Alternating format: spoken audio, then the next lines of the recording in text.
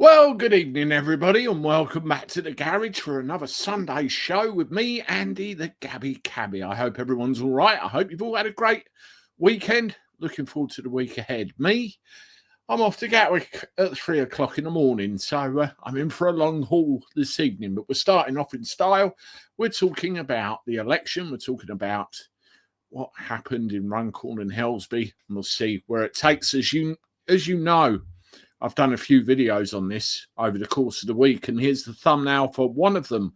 Avoid result. That's not avoid as in keep out the way. That's avoid as in get rid of, cancel, no more, thank you very much.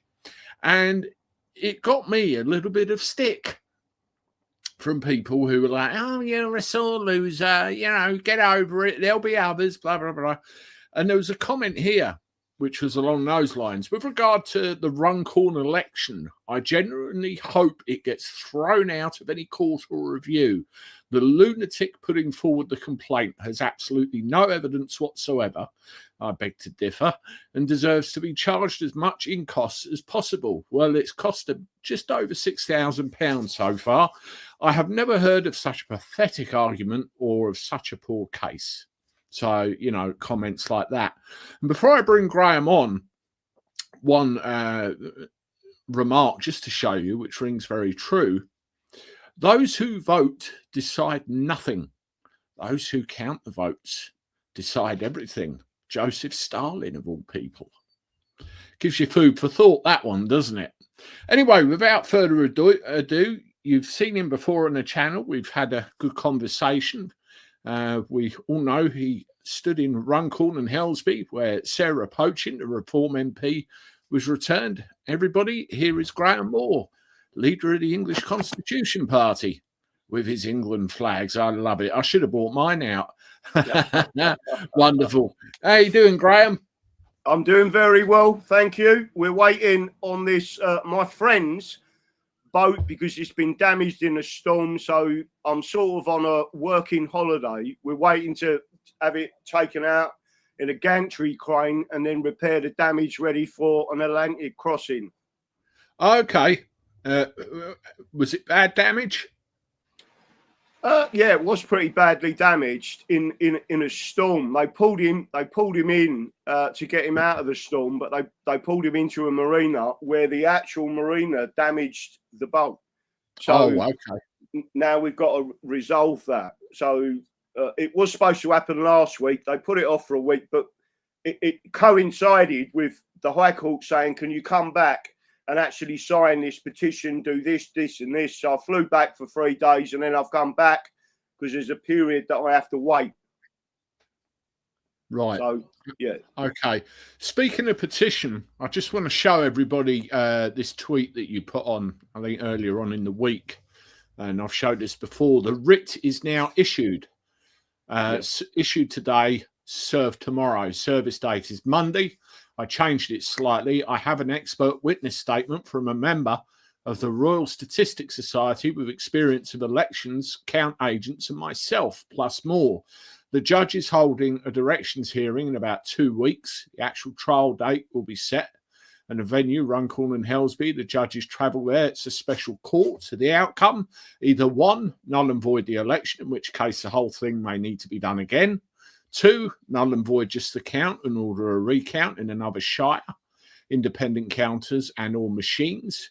3, I lose, but the expert witness has said it's a 1 million to 1 chance I get 50 votes in 2 separate elections in different parts of the country, nearly a decade apart. And you rightly put, it stinks. And you can see there the people that have been served this as well, all of the parties involved. Now, 50 votes, exactly. And as you said, they count them in bundles of that, don't they? 25 to 50 votes. And that's 2 separate constituencies, nearly 10 years apart. You get 50 votes. And you've stood in other places. You didn't get 50 votes in each one. No. What's going on? What do you think's going on? And what do you hope to, achieve with all this? Just to show people beforehand, this is a copy of the front page of it. And as you can see, the stamp from the High Court of Justice there, 15th of May, 2025. So all this is happening. All this is costing an arm and a leg, not money you would part with gladly if you thought there wasn't any chance of anything actually happening. And there's the forms to do with the deposit, which was at the time £5,000. So over to you, Graham. What's happening? So first of all, what you've just seen on the screen, and especially the petition and the stamps, it isn't just the High Court. It's a special election court, and it's called a petitions court for parliamentary and local elections, right? So when you know that something has gone wrong with the election, it is against the law, and it's one of the reasons, if you see them documents and who was being served, there's 4 respondents, and then there's the DPP, which is the Department of Public Prosecutions. By law, they have to be served. They're not a respondent, but they are what's known as an interested party.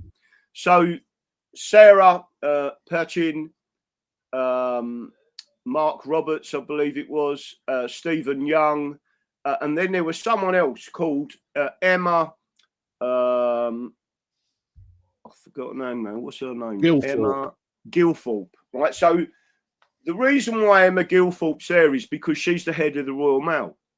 And just to let everyone know, her stepfather is also a 40-year Tory peer. Right. So it's a very incestuous thing that's going on. All of these ruling class are all associated with each other in some way. But the Royal Mail said that they delivered our leaflets, and they didn't. So we've got evidence and statements from many people within the constituency who said that leaflet was not delivered. It was a special leaflet that had, in particular, a section of law on the back that showed you that instead of having inquiries about what's gone on with the rape and torture of English working class children all over England, that they should be using the Criminal Justice Act 1988, Section 134, torture, because the state have acquiesced or omitted. So if you omit anything from a report, consented, in some cases, the police was actually involved. And again, all of that was on that leaflet. And they didn't want 45,400 people knowing that there is actually a law that deals with this. And by the way, Section 6 states categorically that if you get found guilty, anyone, this is judges, this is MPs, this is ex-prime ministers, this is the head of the Department of Prosecutions, if any of them got found guilty, any police officers got found guilty, it's a mandatory all-life sentence, right? So they don't want the public to know that. We're publicising it as part of the campaign. So the Royal Mail took a decision not to deliver our leaflets, which clearly state election communication. It is an offence, a criminal offence, not to post them leaflets through people's door when they are contracted to do it. Plus, it's cost us money, right? We've already paid for all the leaflets, etc. So that's the first respondent. And that respondent now has to come to court and explain why these witnesses, who all made statements of truth, didn't receive them leaflets. Can I just stop you there, Graham, just for 1 second? Just stop you there. As if there's a number that I want everybody to remember here before we go further. 45,000. Now, as a result, or by virtue of the nature of Graham and his party, he's not going to get the same exposure as the larger ones with bigger purses, your Reforms, your Tories, your Labours. So he's relying on public goodwill, word of mouth, advertising literature like the campaign leaflets. 45,000 leaflets bought and paid for, not delivered. Yeah. What effect would that have had on the election result? Anyway, please continue. Exactly that. And just to emphasize that point again, anything like that is what's known as election interference. It's a criminal offence, right? So the next thing to say, there was a next group of people, which obviously is the police. So the head of Cheshire Police, the police when we went out and done different things, they was demanding to know where we was, how many people was going to be there. They'd sent police in that area to make it look like we was bad people. Bearing in mind, if you look at our website, what we stand up for are pensioners. We want pensioners out of poverty, and we stand up for the disabled. So we've got people there on crutches, on mobility scooters, right? And they're treating us like, I don't know who, like we're some sort of dangerous group of people because we're waving the English flag and saying we're demanding our rights. So again, they also need to answer the petition. You've also got Stephen Young, the returning officer. Now, at the count itself, he was queried on the count, and his comment was, these were his exact words, right? It's not up for debate, mate. Right? Well, you'll find it is up for debate, mate, right? And in a court of law.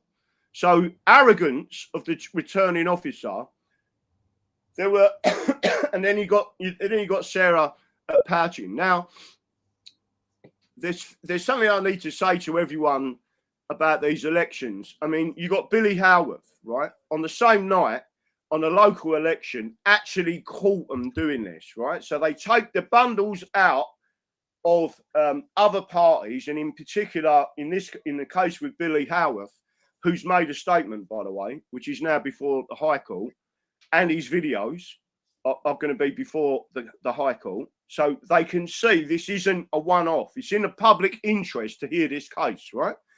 And they took the bundles from his and independent people and placed them into the Labour pile. Now, he caught them red-handed, and they had to remove them from that count and put them back to where they was, and it meant that the Labour candidate didn't win.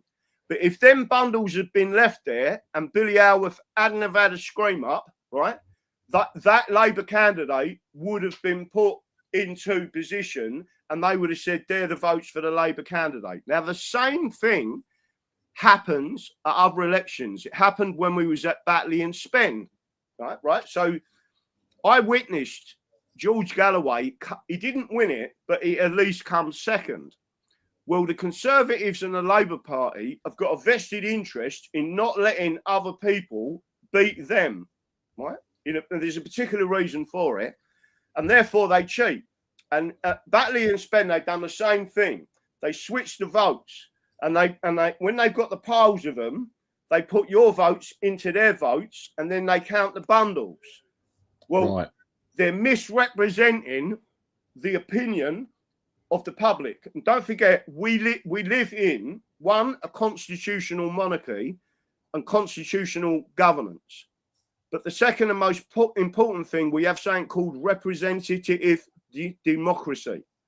And that means that every single vote, and this is why I say to people, you must vote. Anyone who tells you not to vote, you're doing the bidding of the Marxists and the communists. That's what they want.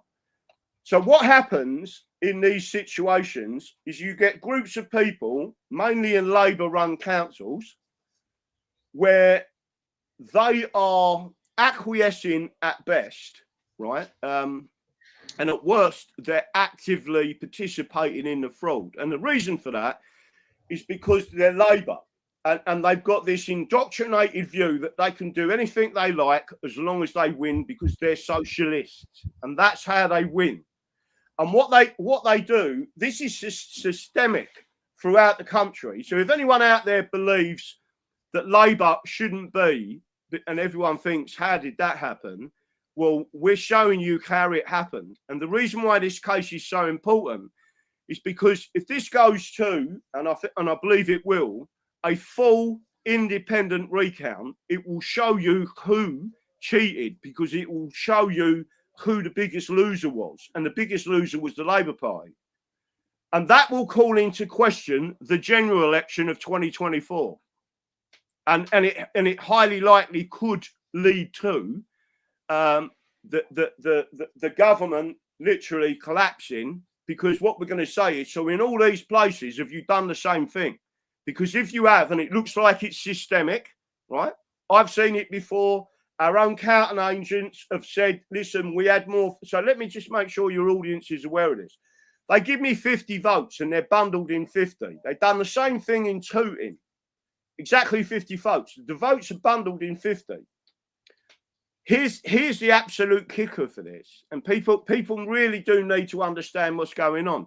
I personally, with my own eyes, saw 2 bundles of 50 in our count.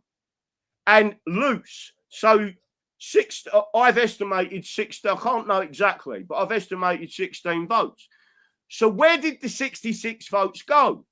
Well, let's say they went to Sarah Patchin. She won by 6 votes. Well, she didn't. She would have lost by 60 votes. So let's just argue that one. You've got someone who's been elected that shouldn't be there, right? So that's the first thing. It is highly likely that didn't happen that way, but it could do, and we need to prove which way it happened by a full independent recount. So what you do then is you turn around and say we want every individual ballot recounted individually, not counting the bundles, individual votes by an independent group of people.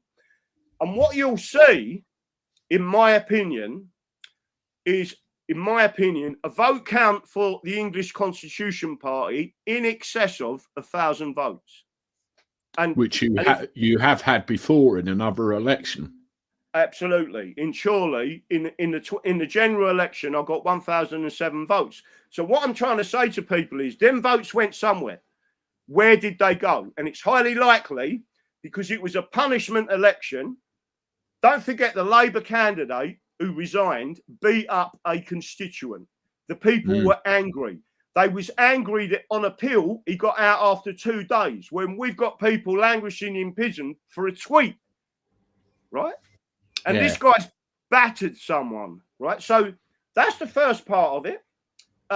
You've got to realise that Keir Starmer, don't forget Runcorn and Helsby are on the edge of Liverpool. There's a lot of Liverpudlians, and I love Scousers, right? They're just like Londoners, right?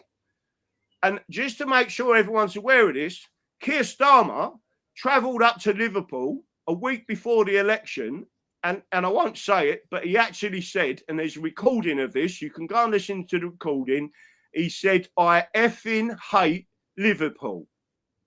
Well, I was talking to people. I was talking to people on the streets. Let me tell you something. They hate him with a vengeance, right? And when you're getting feedback from the locals, I had one guy, and when we did a big action day, there was about 30, 40 of us out with our balls, walking about, etc. That's just on one action day. This is local people, right? We was getting bibs from everyone. Everyone was loving it. They knew exactly what we was. And one guy stopped his car, come over to me, shook my hand and said, I have watched you for years. If you only get 1 vote, it will be my vote, right? 100% behind you. Got in his car and went off again, right? Politicians don't get that. No. Right? So if that's one person, and then you had your channel that was airing the views, the alternative views, you had Sean Atwood, right? Now, listen, Sean Atwood comes from Widnes. Widnes is in the constituency of Runcorn and Helsby. It's got 2.7 million subscribers. Surely quite a few of them are also on board with that, right? You've got Bannerman, again, another alternative channel, done an interview with me. Great interview. Go and watch it. Everyone was cheering. Like, there were people loving it. When I was at the hustings with Sarah Patchin and other people, the worst candidate, actually, the second to worst candidate was the Labour candidate. Now, I stood up in front of 150, 200 people. I can tell you now, no exaggeration, I got the loudest cheer and the longest applause, right? That's local people saying, we support you, right? Yeah. And yet I've got 50 votes. Now, people have got to understand, this is about saving England from communism. And you showed at the very beginning of this video, Stalin, and what he said. Never a truer statement made. Those who vote decide nothing. Those who count the vote decide everything. Joseph Stalin. And remember who created in the USSR, the Soviet Union, who created Soviet as a nationality and imposed it upon the people? Joseph Stalin. And who imposed that same thing on the English, the Welsh, the Scots and the Irish? Margaret Thatcher, 1981, with the British Nationalities Act, and she stole our identities. Yeah, absolutely. Couple of things I want to talk about, and then we'll move on to the next question I want to ask. I did a video yesterday, and this is the thumbnail for it. Picture of Andrew Bridgen with the caption "Stitched Up." I happened to see a video where he did an interview of another YouTuber, Richard Vobes, and he covered loads and loads of subjects. One of the things he spoke about was his own election. You know, in the general election, we know the history.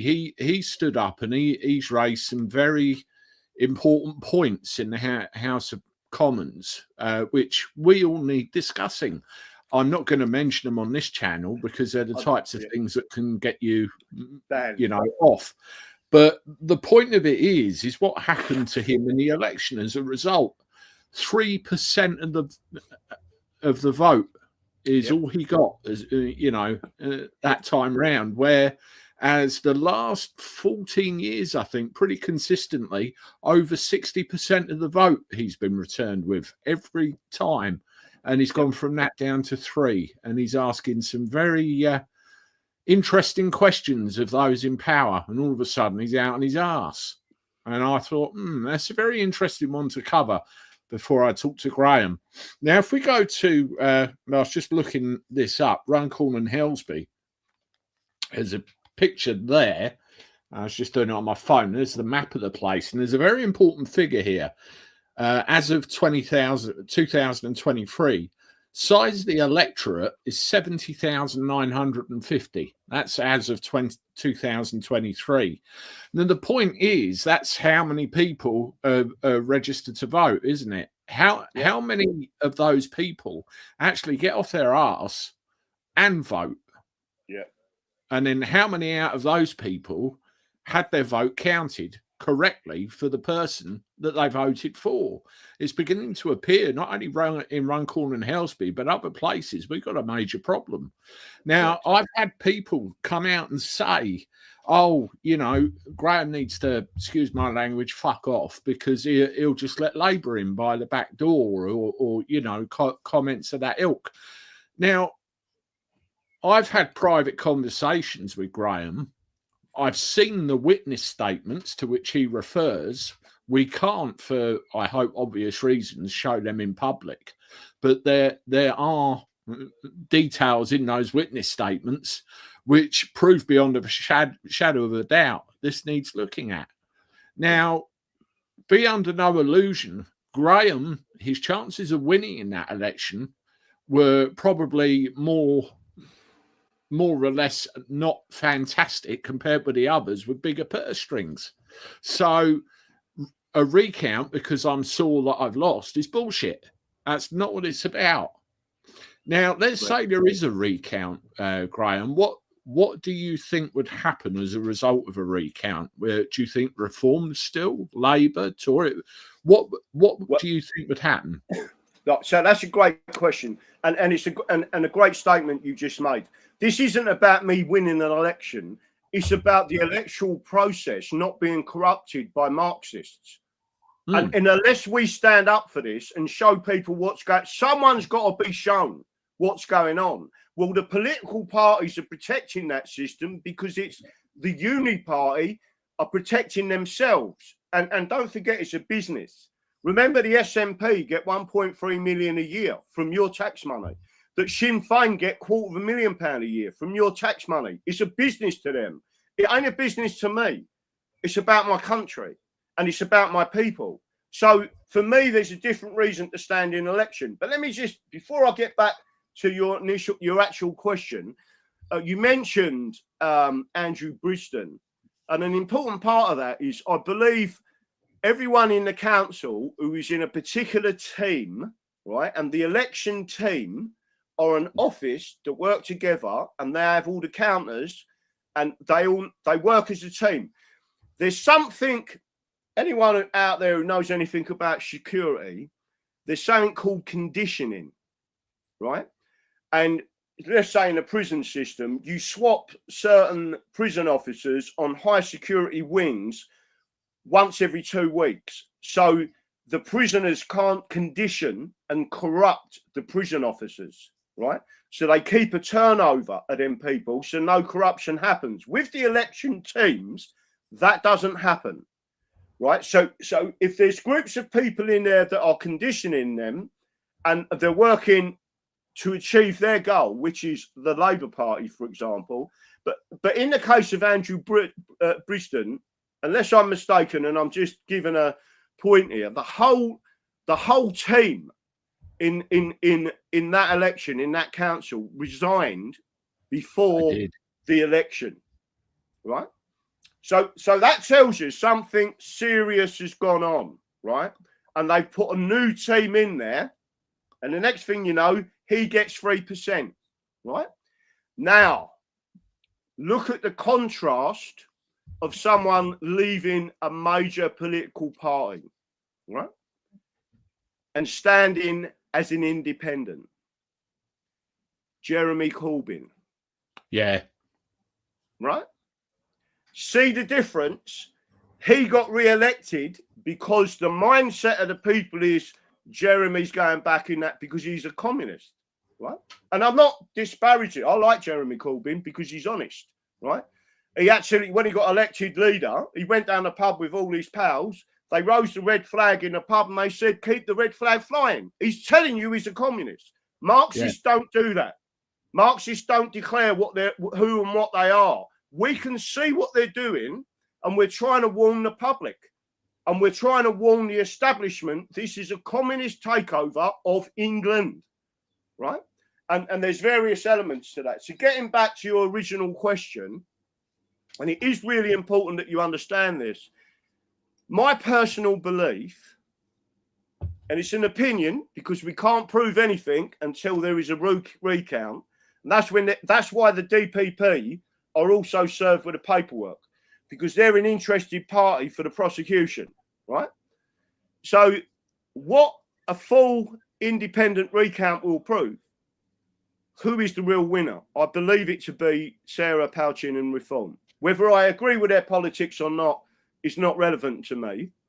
But do I believe she won by thousands of votes. It was a landslide. And I believe that one of the lowest votes, I believe the Conservative Party will be shown to have lost their deposit. That's another reason why what they've done affects the election, because I had to pay a £500 deposit, right? Yeah. So if you interfere with a vote count, you're defrauding me of my 500 quid or potentially getting my 500 quid back, right? So that's another issue that they've got to look at. Not to mention the leaflet costs, etc. So there is injury that they're causing to me. So my opinion is that Sarah Palchin won by a landslide, and I believe that the country should be shown that. I believe that Conservative lost their deposit, and no one wanted, very similar to what happened in Batley and Spen, no one wants people to see what's actually going on. In other words, what the true opinion is. And I believe Labour done so badly. It's potential. The potential is that the Greens beat Labour. That's how bad it was. So what you're doing is showing the true picture, and a return should always show you the true picture. It's a very important remark you just made there, which really puts your position into place. And I remember a comment you made to me privately regarding your election deposit. If you know, the symbolism of you getting your election deposit back would be victory in itself, because it's massive. You've achieved the relevant percentage of the electorate votes to get your deposit back. That's right. That really would have been something. So It's very important to understand that Graham sees it as it is. Sarah would have smashed it. Do a recount, she'll smash it. Yeah, you know, that is a reformed seat because everybody is pissed off with the electorate. I hope people understand that. I just want to, I pulled up a couple of screen dumps because I think it's important here. Let's see if I get them the right way round.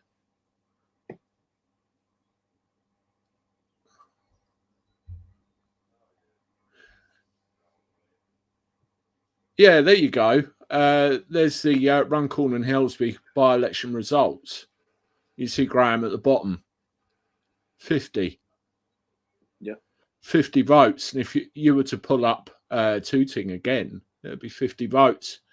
And you can see all the stuff there. And the one thing that really pisses me off every time is if you look at the turnout down the bottom, 32,655, 46% of the electorate, 46%.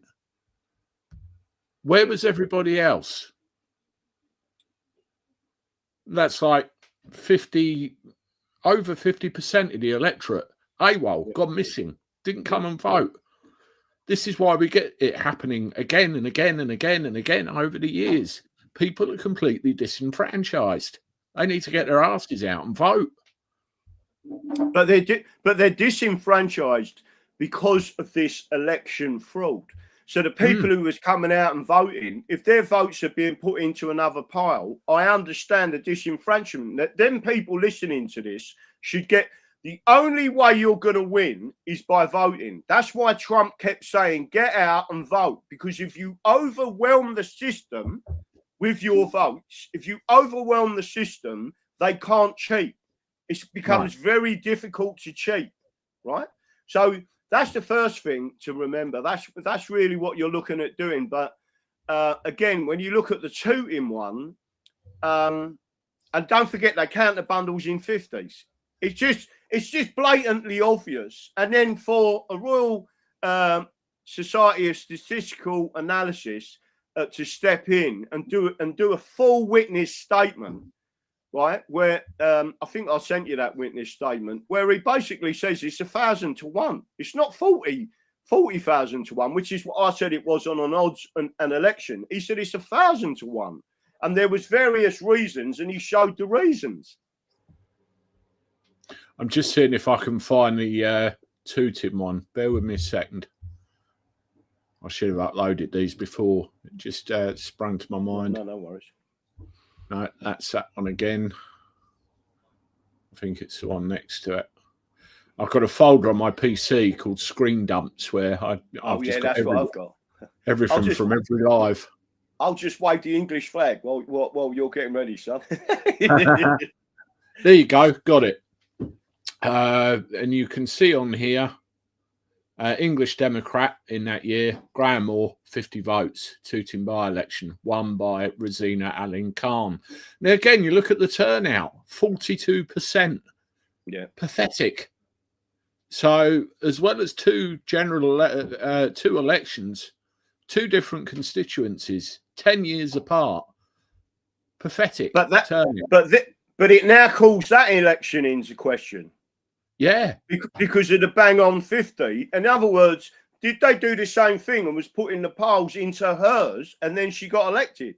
And then everyone forgets about it. The problem they've got is they did it to me. And I've said, no, we're not having this, right? That's the difference. And it is about us, the people. Listen, if there is a legitimate, honest, properly counted election with no cheating, and I lose, I ain't got a problem with that, right? But tell me how many votes I really got, and I'll tell you for why. If we had got our deposit back, and remember, in the north of England, they're very much more English. If you go over to Northern Ireland, they're massively English, right? Sounds odd, but it's not. I mean, you're talking about the Prince of Orange. But people need to understand that in Surely, if I've got 1,007 votes less than a year ago, in the north of England, they're much more on the side of the English. They get it, right? More than the south. But one of the reasons why it's so important is that if I've won my deposit back, let's just say I've won my deposit back with all the assistance we was getting from your channel, from Sean Atwood, from Bannerman, from Nick Buckley, OBE, right? If I got my deposit back, that signals to reform, right? You need to be listening to Graham Moore and his supporters, because this ballot, 5% of the ballot, they've got their deposit back. We need to talk to them, right? Instead, they're trying to imply there's no support for England. And let me just add one more thing about that election in Runcorn and Helsby. It was the same week of St George's Day, right? The people was out with their English flags. They knew what we was all standing for.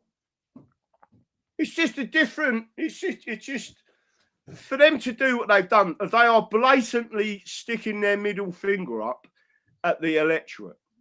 Oh, definitely. I mean, you look at the two areas that we've discussed, and let's face it, Andrew Bridgens as well. There's obviously systemic problems with accounting procedure throughout, well, everywhere. Let's face it. And, you know, these are council, I don't know whether you call them employees or representatives coming in and, you know, performing the count. And then we obviously get the issues that we do have. Now, what would be the solution to this? Do we get in independent counters every time? Do we have like a pool, like a jury? How would you see this being fixed so we get free and fair elections? And should there be penalties if any fraudulent activity? Prison, for example. Well, there's already imprisonment for this, but people won't challenge it. I'm the only person who's challenging it. If you commit a fraud and you go to prison and you've been tried and that's what you've done, you should go to prison. That's it, right? There are ways. So as a solution to the count, and I'm talking about the conditioning, right? The council has got access to the electoral roll and could call on 40 people, 50 people every election and say, you know, we would like you to come along, we'll pay you up and to do a count XYZ, right?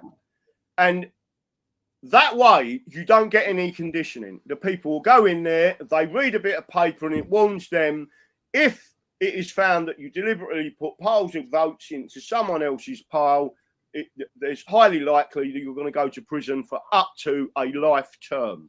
They won't do it because there's no other incentive in the background. There's no conditioning. There's no pension from the council, right? Don't forget these people. If you play up in a council, the first thing anyone in a council says, even if they know there's things wrong, yeah, but I've just got to get to my pension day. I've just got to get to my pension day. That is exactly how the Marxists took control of this country, and especially via the National Health Service. And like Churchill said, it was the first run on a communist ladder. So people need to understand that's how they do things. They bribe you with a pension. That's why the police do what they do. Think about the Chief Constable of Cheshire, right? When he retires, he gets, listen to this, £500,000 cash, tax-free, on his hip pocket. How many of you are going to get that? Right, and then he gets £270,000 a year pension.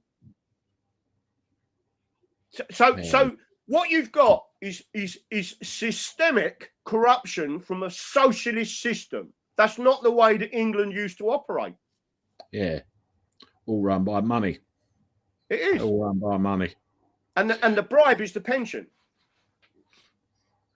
I mean, I know from first-hand experience, you know, the rank and file police constable used to get a reasonable pension. When I say rank and file, I mean normal, everyday police officers. You know, the pension wasn't bad, and then it all changed, and it was pretty crap. But you know, those further up the pecking order that want OBEs and gongs and all the rest of it. You know, it's in some cases multi-million-pound handoffs. So it really does illustrate the fact of the problem. What I want to do at this stage, Graham, there's a little handful of comments I just want to rattle through, and then there's something very important I want to get your opinion on, which you and I were speaking about probably about a month at least before the mainstream media started going on about it, if they did at all. Also, thank you everybody for tuning in this evening. It's great to have you here. We've got 848 watching across all the platforms we're broadcasting on at the moment. Thank you ever so much. If you haven't done so already, I'd appreciate a thumbs up or a wave of the England flag, as Graham just done with his too. And also share this on your social media platforms. It's ever so important that really this gets out, particularly what we're discussing. And subscribe to the YouTube channel as well, my channel. It's free to do because there'll be more stuff about this as we go, I'm sure. Right. Nath MG, I'm really hoping England can break free from the British. However, it feels like we're not going to be able to if we go back into the EU by the back door. I'll hold that comment because I want to come to that once we rattle through the others. So we'll come back to that comment very shortly. Observer, what key aspect of Runcorn's history best defines its cultural evolution, and how does its development uniquely reflect Britain's industrial, urban and socio-economic transformation?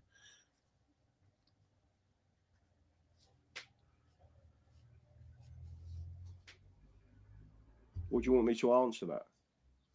If you can. Fuck, it's a bit... that's the type of question that would take me an hour to go through. So Runcorn built up as... It went from a semi-rural area into a very industrial area. There's a lot of damage being done to the local communities with various chemical plants, etc. If you go and talk to the people, it's one of them things just being hidden from people. What they're doing now is they're bringing this carbon nonsense in with some sort of pipe that they're bringing in. And the people said to me, we don't want it. We don't want it here. And the people running that are the Spanish, and they're the same people that are charging the Runconians, if you want to call it that, going over the Mersey on the Runcorn Bridge.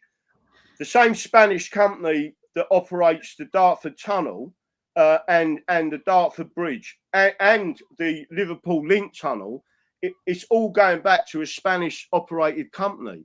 It's outrageous what's going on. So there's many other things in Runcorn. I'll give you an example. I mean, I used to work for a company called Mears Group who does insulation of outside buildings. You shouldn't do it, is the answer. And the reason is because when you put insulation on a building that hasn't been designed for it, especially a tower block, what you're doing is going over the fire breaks, and you're giving the fire a lift up to where it can get to the next area where it needs oxygen and it needs to combust with the materials. So there was another place there called the Decks. And I said to them people quite openly, listen, I said, I will absolutely make sure that insulation does not go on your flats and your buildings, right? That whole area is a few thousand people that knew what I was standing for, right? And it was a massive local campaign group, right? So they knew that I wouldn't have that. And now the other thing, this is going off the subject of the actual questioner, but the other thing to remember is Lucy Letby. The hospital, the centre of Lucy Letby's trial and conviction is within the constituency of Runcorn and Helsby. And I stood up, and there's videos of me saying it. Someone needs to stand up for Lucy. And I will, because she has been wrongly convicted. And again, it's the system conspiring against her, because that case is probably the worst case of whistleblower retaliation I have ever witnessed. So all of them things, combine them, understand that if you've got someone like me in Parliament, I haven't got a political party telling me, we haven't got no whips, right? So our political party is the English Constitution Party. The brand is England, and the manifesto is our constitutional laws and your rights. And that's what an MP should be doing, standing up for your rights, putting your grievances in that Parliament and telling the Crown and telling the government and telling Parliament, we don't agree. You're there to represent the constituents, not a political party. Mm. So well, go on. Like you've pointed out on your own podcast, whips are wrong according to the Constitution. No, a big no, because then you're not representing your constituents. Correct. So no one. So according to the Bill of Rights, no one can have any influence over a member of Parliament, and that includes a political party. And that's why they have what's known as a 1-line whip, a 2-line whip, and a 3-line whip. It is a code to get round the law, right? But if you're going to get thrown out of your party because you go against a 3-line whip, that is intimidation and intimidating a member of Parliament to use his own conscience for his constituents, right? So the people who have done that in the past, our hands up with them. That they are good people because at least they stood up and said it, right? And then they got thrown out of the party, a bit like Andrew Briston. Yeah, absolutely. And as we've already discussed, look what happened in the election. I remember the morning after the election, he's one of the people I checked to see how he fared, and the information available and the way it was set out looked different to what it did 48 hours beforehand. And I immediately raised a red flag in my mind. I thought something's not right here. Right, let's have a look at these others. Out of interest, how many votes did Andrew Bridgen get? Let me check. Just to see if I got more votes, because I got more votes than any of the other smaller parties.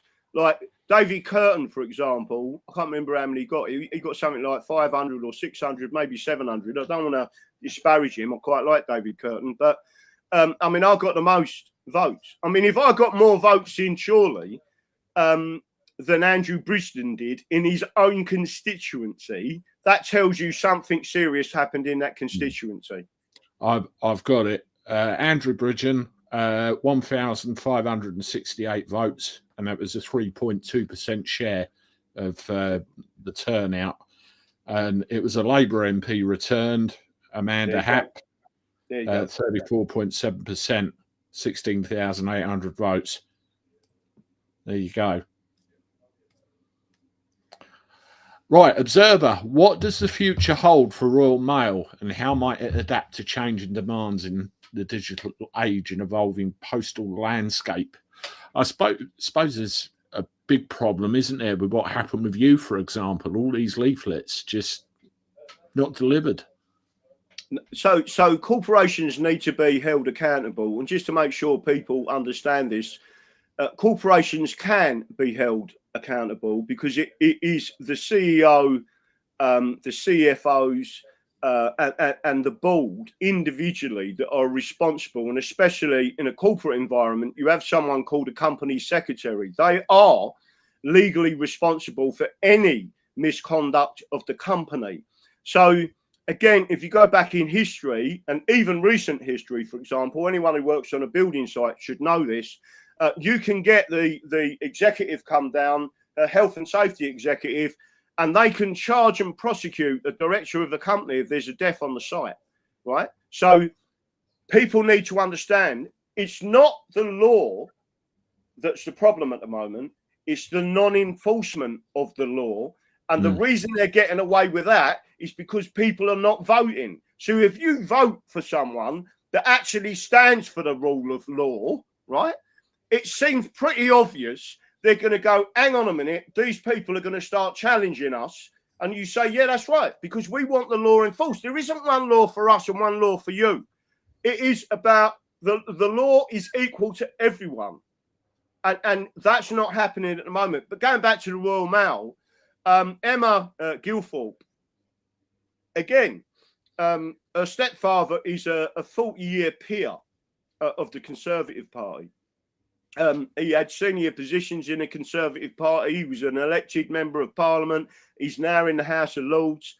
It's just all I'm pointing out is it shows how incestuous the big corporations are with the Lords and the members of Parliament. You need to be representing people that represent you, not lobbyists. And that's what you've got. It's just no different to what's happened in America, except America are taking back the country constitutionally. Now you can see arrests being made and people are going to be done for treason. And that's exactly what has got to go on here. But again, I mean, if you want to ask any questions about Scotland, Wales or Northern Ireland, etc., I'll be happy to explain that to people. Well, we'll come on to that shortly. Two more comments, and then I want to run through which I consider a biggie. Johnny, the Runcorn election was rigged, but Reform won it by the narrowest of margins on a recount, proving the count was too big to rig. Dirty tricks are in play here. But like you said, if it was independently recounted, you would predict Sarah Potion wins by an absolute landslide. So let me just make sure the audience are clear on this. When they did a recount, they done a bundle recount, not an individual ballot recount. Right? So what that means is they didn't individually go, they didn't do a recount. They went through the bundle recount. So they went 50, 100, 50, that's it, right? And if they've already put them bundles into the other groups, you come back with the same answer. That's how they're conning people. Yeah, absolutely. Another comment here. Love the screen name. We should have the police or the army to oversee all future elections. We need martial law in this country ASAP. I think really we need this to be cleared up. We need a free and fair system. Fair elections. Exactly. And again, if you read the petition, the particular part of the petition that you've got, you can show that petition if you wanted to. I actually talk about the English Bill of Rights. So I actually say that Article 8 and 9, which is our constitution, states that it must be free and fair elections. And it's not. So it's unconstitutional. What's actually happening is unconstitutional. It is a criminal offence as well as a tort. Absolutely. The last thing I want to discuss, I think it's very important, and just to lay the groundwork with this, me, Graham, or anybody else out there with any nous, when you turn up to vote in a general election, you're voting for your local representative to be there to represent your views and grievances in Parliament. That's pretty much the way it should be. We elect them. Right. Now, when we go to the European question, when we go to Europe, when we talk about Brexit, I voted to leave.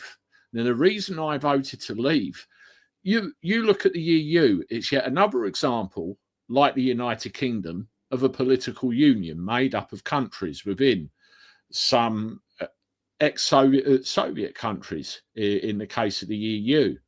Now, the governing body, or the way that works, I don't give a shit. I didn't elect them. I didn't have anything to do with it. Therefore, I don't see why I should be governed by somebody I never elected. That's why I voted to leave the European Union. And to be clear, I don't think we ever did. I think that was a big hash up. Now, we get this all the time. I don't dislike Europe. I think Europe's a great place, as in the continent, the countries within Europe, and we could freely trade with them. We could do all sorts of stuff. But to be governed by a self-appointed political union is out of line, and we shouldn't be subjected to that. Which brings me on to this, a video I did earlier, and that was the thumbnail. Pretty powerful. A picture of him and that word with Europe as a background, or partially Europe.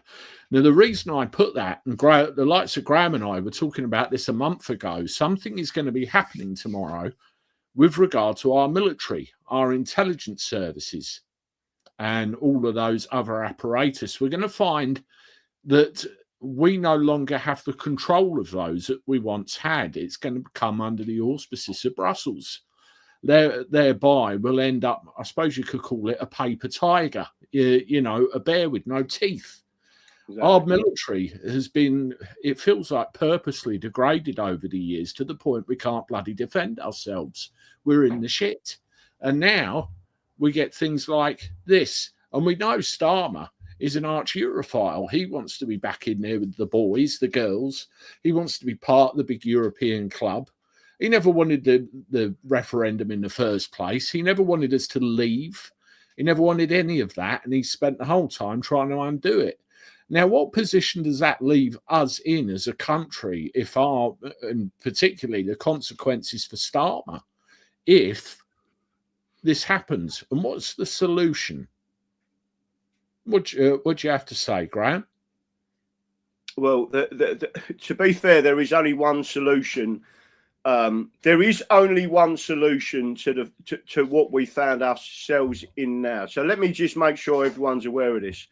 In my opinion, the Second World War never ended. We lost the war, and we lost the war against the Soviet Union, right? The Soviet Union and the Bolsheviks and the communists moved into this country from that point on, right?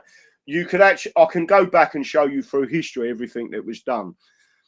Is there a way of nullifying everything that the British Union have done to attack England, and it is England that's under attack?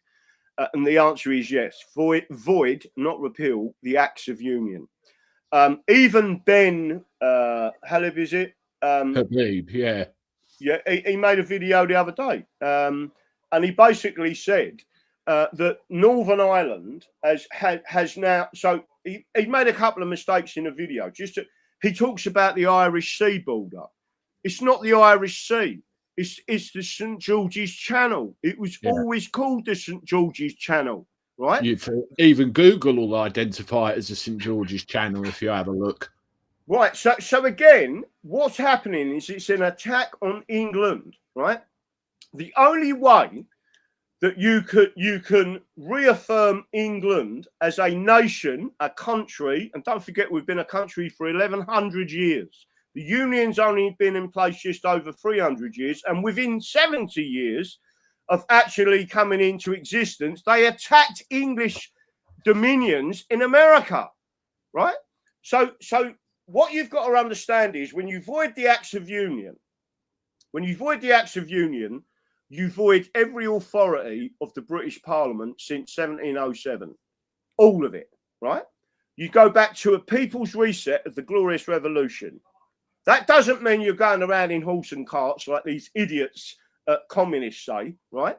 It's not about that. It's about resetting to distributed governance. So you go back to the counties and shires, the districts within them counties and shires, and the parishes, right? All of that is taken back by the people. And by the way, it already exists. It's already there. Each county and each shire had its own parliament within there. It was a council chamber. They could make laws, right? And that's where the bylaws come from. But as long as the bylaw didn't go against your constitutional rights, and if they did, it went into the High Court, and the High Court would quash it, right? Just like Madison in the USA, right? So that's what you're looking at. What would happen? Well, you'd still have the monarchy because the union of the monarchs happened in 1603, well in excess of 100 years prior to the Acts of Union. And by the way, we were warned by our ancestors at the time, you don't want a political union, right? So that's what's called the problem. Scotland is overrepresented in the British Parliament, right? This was already part of a major inquiry in 1945 and 1947, and certain elements of it. So the people who are going to suffer the most now are Northern Ireland, and the Northern Irish are more English than the English. So what do I suggest? Complete independence. So we go back to an English Parliament, not a dissolved Parliament or devolved Parliament. That's all nonsense, right? We as England are being regionalised to destroy England. That's why they say United Kingdom, nations and regions. They don't even talk about England as a nation. They are regions of the European Union. So the way you take it all back is you kill it and you say, right, let's take this back. Northern Ireland should be completely and utterly independent with a hard border. And the reason why they should have a hard border with Southern Ireland is because Southern Ireland is in the European Union. They've got airports and ports, and they will flood migrants over into Northern Ireland, which is what they intend to do, right? The Northern Irish understand it. And by the way, the Protestants and the Catholics both get it now. And they've come together. They understand that Sinn Féin were not good people, that they were communists, and they want global control, right? So Northern Ireland, just as an example, would be completely independent, just like the Isle of Man. The Isle of Man, with 180,000 inhabitants, was never in the European Union. Its parliament said, we don't want to be in it. So again, people need to understand Scotland would be completely independent. Wales would be completely independent. And what it does, it makes the Scots and the Welsh and the Irish and the Cornish, by the way, focus their minds. Do we want to be socialists, or do we want to do the best for the future generations? And the answer is, I believe Scotland will take Scotland back from the socialist and communist regime that currently run it. And it's got nothing to do with England. We would have to have a hard border with Scotland, because they will just run all of the migrants into Scotland and they'll just cross the border. Exactly what's gone on with North America, right? So what Trump's done is built a border and said, listen, there's a landmass that joins us. If you're going to abuse it, we'll do this. And by the way, we're the 6th largest economy in the world. We can apply tariffs, right? Because people need access to our market. And you've got a mass problem with foreigners in this country, re-immigration. And I've already told people, all this Rwanda nonsense, right? It's nonsense. Let me tell you something. There's an island in the mid-Atlantic. We spent 285 million building it a brand new airport, right? It was good enough for Napoleon. It's good enough. It's under our control. We just send the migrants there. We build massive migrant camps there. We can put at least 1 million people sit on that island. Nothing to do with anyone else. We have control of it. And as soon as you put that message out there, then migrants will stop coming. Oh, yeah. But if it was good enough for Napoleon, it's good enough for them. Absolutely. I mean, I've said that myself time and time again. Take away the end product of the business model, allowing them free and easy access to the English coast, England, problem solved, you know. I mean, that ties into this comment I wanted to say earlier. I'm really hoping England can break free from the British. However, it feels like we're not going to be able to if we go back into the EU by the back door. The solution is the Constitution. You know, that is the solution to this whole thing. And sometimes I think you can feel overpowered. It's like they've had years and years and years of enforcing all this on all of us. And I suppose our job is just to raise awareness. That's my job, at least. You know, look at this. And so it's a shame some of the comments that I get regularly pouring scorn at me and the idea and everything else. And you think, you know, people have just got to step back and think, hang on a minute. Yeah. Think about it. There's two reasons. Andy, let me tell you something. You're a free-thinking person. That's why I like listening to your shows and I listen to your comments, right? You have got what's known as working class common sense, right? And when you see a problem, working people solve the problem. We do it every day of our working lives, unlike these idiots that come out of very low-grade universities that are run by communists, right? The thing that you've got to understand is the people making them comments, there's two types of people. One group of people who have been indoctrinated to think British, just as the Soviets were, right? You couldn't, if you went up in a court in the USSR and stood in front of a Soviet judge and said, I'm Russian, right? They send you to prison. That's almost what they're doing with the English now, right? Mm. You've got to understand that when they dissolved that union, and we're unique in the world to have that opportunity, the same opportunity, right? When you dissolve the union, you then purge the Red Guard.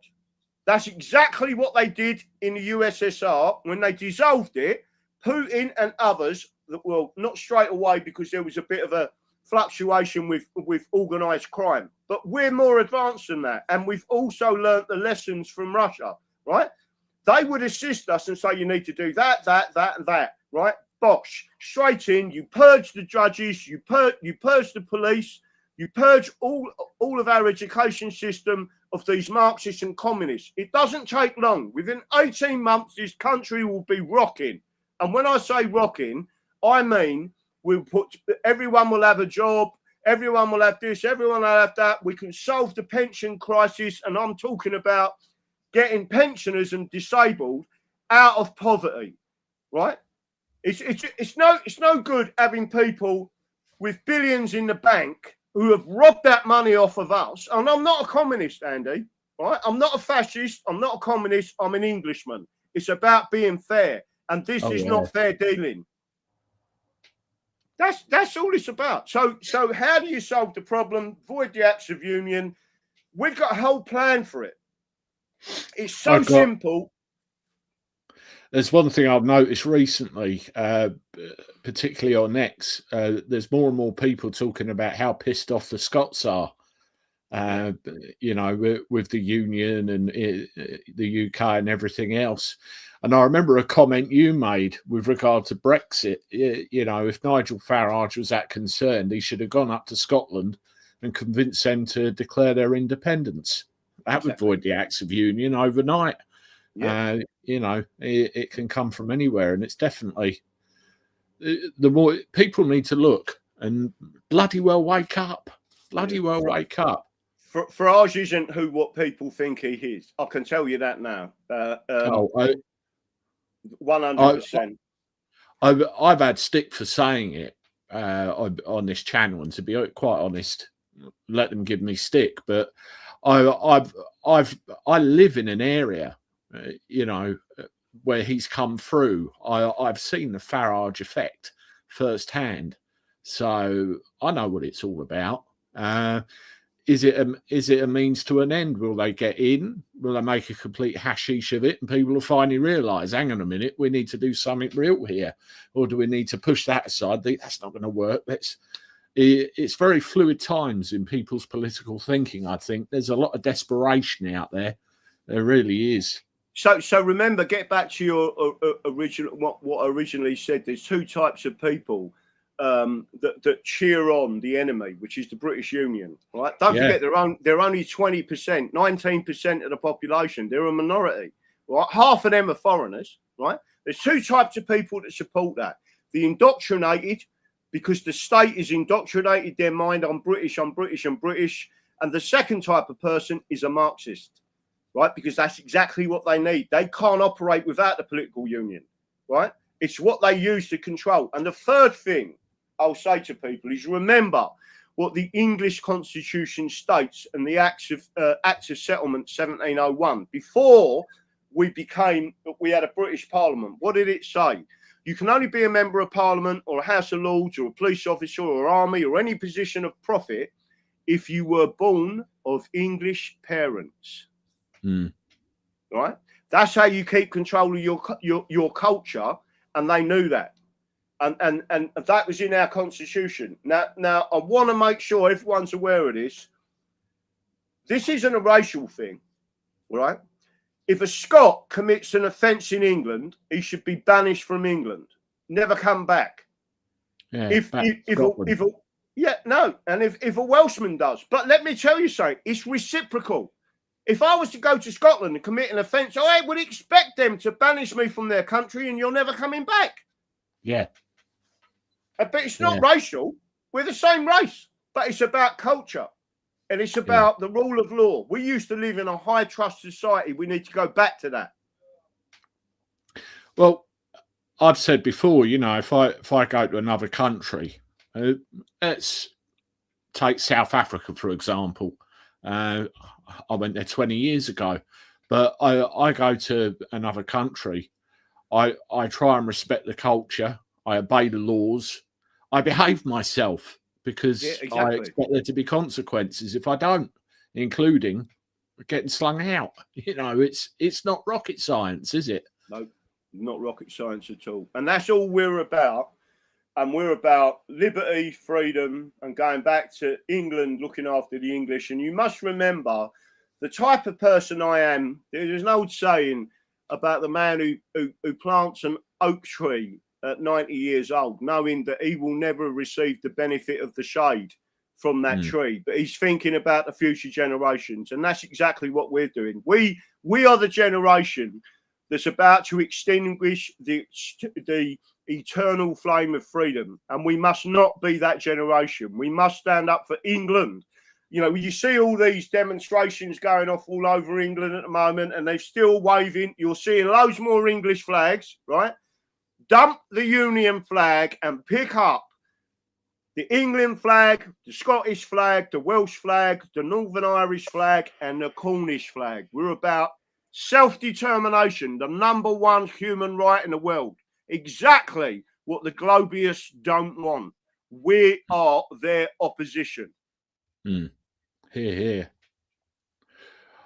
I want to go through another couple of comments, Graham. There's actually 2 left, and then I want to wrap this up because I've got to go to Gatwick at 3 in the morning, so get some shut eye. Green Street Player, who decides who counts the votes, and how is it marshalled so those people cannot influence things with their political persuasion? That's a good question. Great question. The answer is it's not marshalled. The answer is who counts the votes. You have a team in the local council. It's called the election team in the local council. They bring people in from all over the council. So if they see, this is where conditioning comes in, that they got a Labour Party supporter there, and they've always been they'll bring them into the count team. They'll bring that person into the count team. They'll bring that person in, and they're cocooned into that team. That's why I'm saying you should really bring the counters in via the same way as they pick a jury. They'll take it off the electoral roll. There's still ways of fiddling that, but it's far less, and there's no conditioning. Okay, the last one. Space Bandit. Lately, why aren't the House and Speaker not informed of any policies and up-and-coming changes first before the press or any public announcements are made? What's happened to protocol lately? Well, I stood against the Speaker of the House of Commons. In my opinion, and it is my opinion, he's one of the most crooked people out there, especially when Southport happened and he told the House, listen to this, you are not allowed to speak of that in this House because it's a current criminal trial and it's sub judice, right? That is that's BS, right? And I said to a number of people, we actually sent letters to Rupert Lowe and all of the 5, that time, the 5 reform candidates, and said that what he just did, right, is unconstitutional, and he should be struck down and prosecuted as the Speaker of the House for saying that to you, right? Not one of them returned and said to him, that's unconstitutional. You cannot tell a member of Parliament not to speak about something. You get something in Parliament called parliamentary privilege, right? That's right. You don't have to talk about the evidence, but you can talk about why that person was in this country, right? You can talk about Keir Starmer and his association with whatever happened, right? And again, you are not allowed to tell. That's why they don't want someone like me in Parliament. I know the parliamentary law. I know our constitution, and you could not shut me up. No, definitely not. I mean, an example of parliamentary privilege, you can say what you like about a subject without fear or favour. You know, you stand in the House of Commons and say, Andy the Gabby Cabby's a car thief. There's nothing I can do about it. You step outside the House of Parliament and repeat that, I'll suit your ass. you know, exactly. That's the difference. That's parliamentary privilege for you.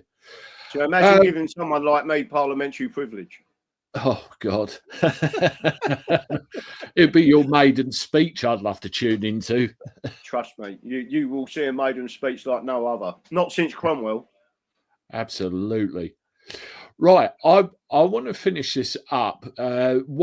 Just a quick overview, Graham. Where are we with the proceedings with the court? What's going to happen next, and timescales, and anything you can tell the audience? Well, so the actual petition, the evidence, the deposit. So there was an order for the deposit, and I paid the deposit cash, right? £5,000 banker's draft. Paid all of the fees up to date, etc. So it comes to about £6,100 so far. There's a number of different fees involved, and that has now been served, right? So the petition has been issued, right? It is now what's known as a live petition. They've got 14 days to respond. It would be very interesting to see if there's no response from Reform, because Reform could come back and say, we're not standing in the way of the petition. In other words, we agree, let it go forward. If they do that, I'd have far more trust with them. My opinion is that the police, the Royal Mail, and the returning officer are the ones with the most to lose out of this. And I believe that they're going to make, I won't say the detail because it's a complex process, which I literally have nailed, right? I've studied it and gone through every section of it. There's a process. Within 14 days, they have to reply. But we've already made the secondary application for the hearing date. And what happens is a judge will then say to us, right, what this is what we do. So just to make sure people are aware of this, this is almost like going back to the Isaiah's courts, right? So 2 High Court judges and a Supreme Court judge as a registrar commandeer an area within the constituency of Runcorn and Helsby. And what they then do is set up the court, and then they bring it in, they video it, they record the evidence, and it's open to the public, etc. But anyone who voted for me in Runcorn and Helsby, they need to email me. It'd be very helpful if anyone listening to this, if you voted for the English Constitution Party in Runcorn and Helsby on the 1st of May 2025, email me at ecp@englishconstitutionparty.com. Put in there in the subject, I voted for you, right? Because the more of them that I get up like that, and I can show it to the judge, it's already nailed, in my opinion, for a full independent recount. So what happens, it goes into the court, and this court, so I will be attending court, the other respondents will be attending court, and they will argue certain facts, right? And I will argue the facts. It's me. So don't forget, I'm a registered paralegal. I will be arguing the facts and presenting the case for the English Constitution Party and our members. It's important to remember our membership, right? So once we've done that, the judge then looks at it, and they certainly look at the evidence that's been presented so far, which is very good. And it's on the balance of probability, not beyond reasonable doubt. So in other words, it's not a jury trial. It's known as a tort trial. It's under the King's Bench division. So the judges then say, well, the balance of probability, is there something seriously wrong here? And therefore, we will order they can order a full new election, in which case they would then award us damages, substantial damages. It's called punitive damages against the Royal Mail, the returning officer, and others, the council itself, and the police, right? The only person that wouldn't have, once they found everything, but if they find that there's something seriously wrong, so them elements of the case, they can issue punitive damages against them because it's an election process and it's your right to have your vote recorded for the person that you voted for, right, by law. Ashby versus White, 1703. What happens then is they can say, right, we want a new election, and again, they would award us damages and recreate the election process, or they could say, well, we're going to award damages because we believe you three interfered with the election, but we're also going to ask for a full recount, right? And then move it to another area, and they'll get independent counters. But they could do two things. They could do that, but belt and braces, they could also send the entire ballots down into London, where they got machines in Excel, and the Excel Centre, I should say, and Olympia, and they can count 30,000 ballots in 30 minutes and put them in the candidates' piles, and everyone will know exactly where they was within 30 minutes. Right. But that's the belt and braces way. And as you said earlier on, you fully expect Sarah Potion to absolutely smash it. But that would only come about via a full recount. Right. And well, Graham. And that's why I don't think she as a respondent, I think she's going to, there's a special term for it, but she can allow it and say, we're not going to contest it. Right. Gotcha. Well, Graham, it's been an absolute pleasure.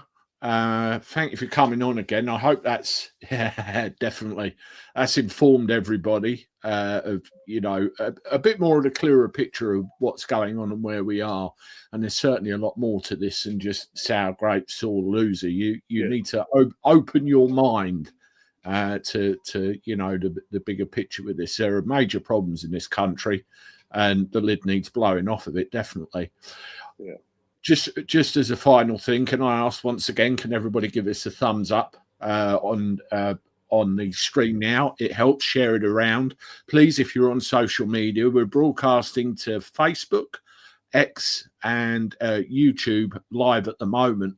And what I will do, I'll schedule this to go out again on my Rumble channel as like a omnibus, so it will give people the chance to watch it again. That'd be great. And thank you for all your comments and interaction.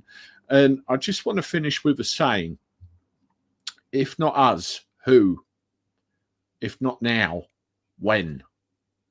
Remember that. And thank you very much. And I bid you good evening.